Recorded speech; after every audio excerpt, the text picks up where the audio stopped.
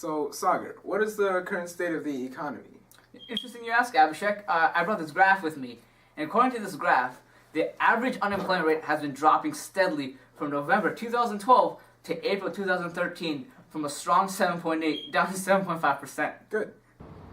In addition, the mean hourly earnings have also been steadily rising, Abhishek, going from a steady 23.67 in November 2012 to a higher percentage of 23.87. Interesting, Sagar. I didn't know that. Well, if you look at the business cycle, as wages go up, business production also goes up.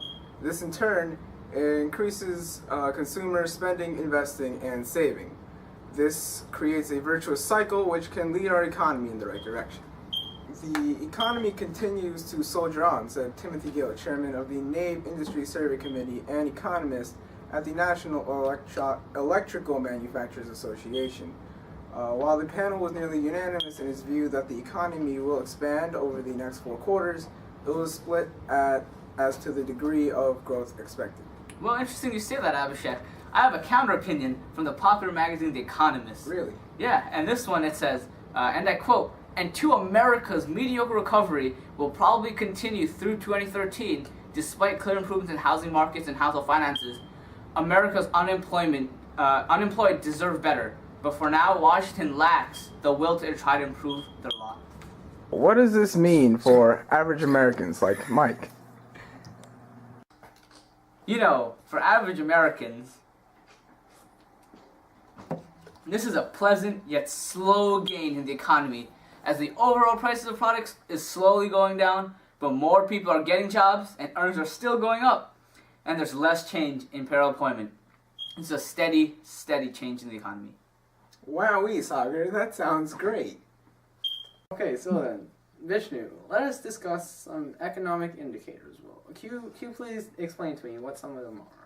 Of course, Mike. This is very important. Some current economic indicators are GDP and unemployment rate. These 2 economic indicators help show how much money we are making, and out of all the money we make, how many of us are employed. It's a very important number. The unemployment rate is interesting because if you stop looking for work, you're removed from the statistic. So it's only people that are looking for work, not people that are out of work. The average American, these 2 indicators help reflect how much money we are making on average and how well our economy is based on how many people are finding jobs. This is a strong indicator because it shows the shape of the economy and tells us a lot about people that are doing high-paying and important jobs, and the employment rate tells us how hard it is to get a job in the current economy and how many people are contributing to our workforce. Wow, Vishnu, that was really insightful. Okay, now here's an interview with Mrs. Wu for more information. Okay, so where do you think the economy is right now? How do you think it's doing? Economy is recovering from its recession. In 2009, there's banking crisis, and housing market, plunged, and economy right now is recovering. So you would say that the housing market crash is the reason why it's where it is right now, right? Yeah, that's part of it, and so it's like domino effect. Because of that, affecting all the company want to invest in their futures, and then they cut back the layoff. The labor market it was reduced, and housing price plunged, and bankings go bankruptcy, and this is all because of this the whole domino effect. Yes. So Abhishek, since there's like a lot of causes for the state of the economy right now, what would you say is like the main cause? I think the biggest cause for the current economic situation is probably the recession we were in, because the market crash and the housing dilemma caused a lot of problems.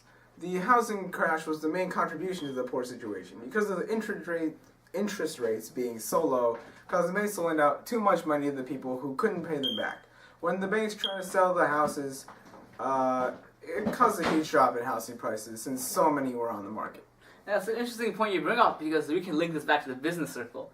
And since all of it's connected, the price of the homes were so low that it caused people to spend less and then invest less in the houses that they were trying to buy, causing a vicious cycle in the business cycle to occur, lowering real wages and then lowering business production, and not just the housing sector, into like things like the auto sector and such. Looking back at our inflation graph, we can see that the huge rise in inflation right after the start of the recession, 2007, leading into 2008. And then at 2009, there was a huge drop in inflation. As you can see, the government tried really hard to provide stimulus packages, and then government aid to companies to try to stay afloat in the economy so we can go into depression. Very nice, very nice. So, Mr. Cleva, how do you think the economy is doing at this point? Well, at this point, the economy is starting to do better. The recession, the Great Recession started back in 2007. It's been more than 5 years, and the economy is inching back up. It's evident from the employment that's been created on a monthly basis. During the last 12 months, over 2 million jobs have been created in this country.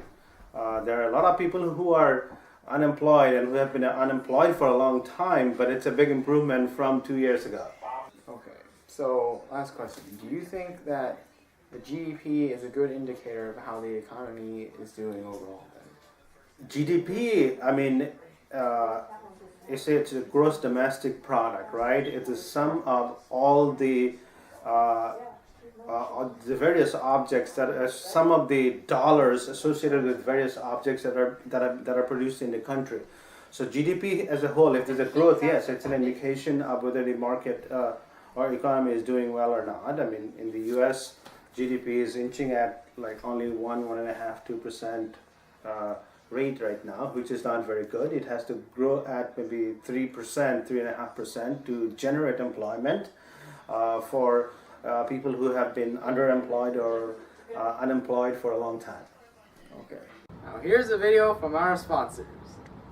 Dude, that just sounds like a huge slam on Obamacare. I see what you're saying, but earlier today when we went to that combination Pizza Hut and Taco Bell, I just spent way too much money, bro. I gotta eat ramen noodles every night now. This economy, I just can't afford it. Yeah, that chicken fajita, the cost was insane, dude. No, wait, dude, I just realized we gotta spend more in this economy, because then I'll get paid more, and then What are we you can talking afford about, right? better What are you things talking about? You in got life, insane. Wait, I agree completely, dude. We could really help the economy. We just start spending money on everything that we need, dude. What we just witnessed was the economic stimulus gloves, researched by a massive team of scientists. We figured out that, after a long survey, many surveys, we realized people are just keeping their money to themselves and not really willing to spend it. So this glove targets a part of the brain called the budgetinius. It's often the part where people budget money very tightly, but this part loosens the brain up and allow people to realize, hey, this money, we can put it to better use, stimulate the economy. I have $5 million to advertisement budget. We gotta advertise people. People gotta buy this product and stimulate the economy.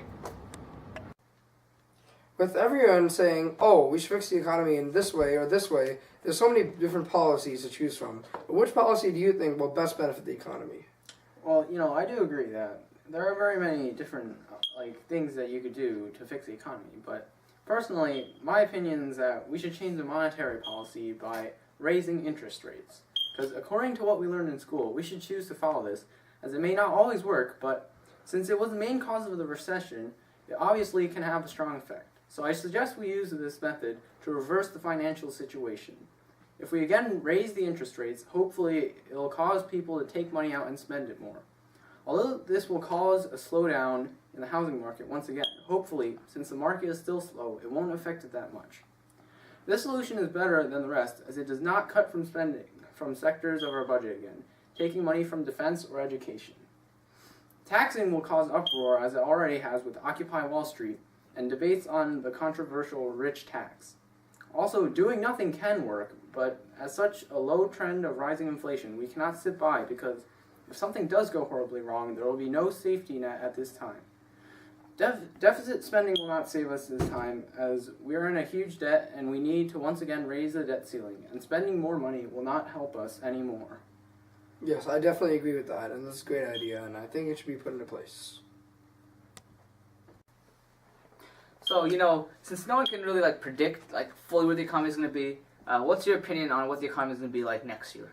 Alright, well, I think it's clear that the economy is going to continue to grow at a slow pace because the GDP is going up and it is becoming more stable. The only thing holding us back is that the CPI is consistently negative, showing that our cost of living is going down and inflation is just not high enough to maintain this positive growth. Although the GDP is slowly rising, according to the graph, the inflation rate has been steadily dropping since 2010, staying significantly under the 3 to 5% range, showing a lack of growth in our economy. Overall, at this rate, there isn't going to be much of a significant change in our economy by 2014, but the future does look bright. Thank you, Abhishek. It's an insightful opinion.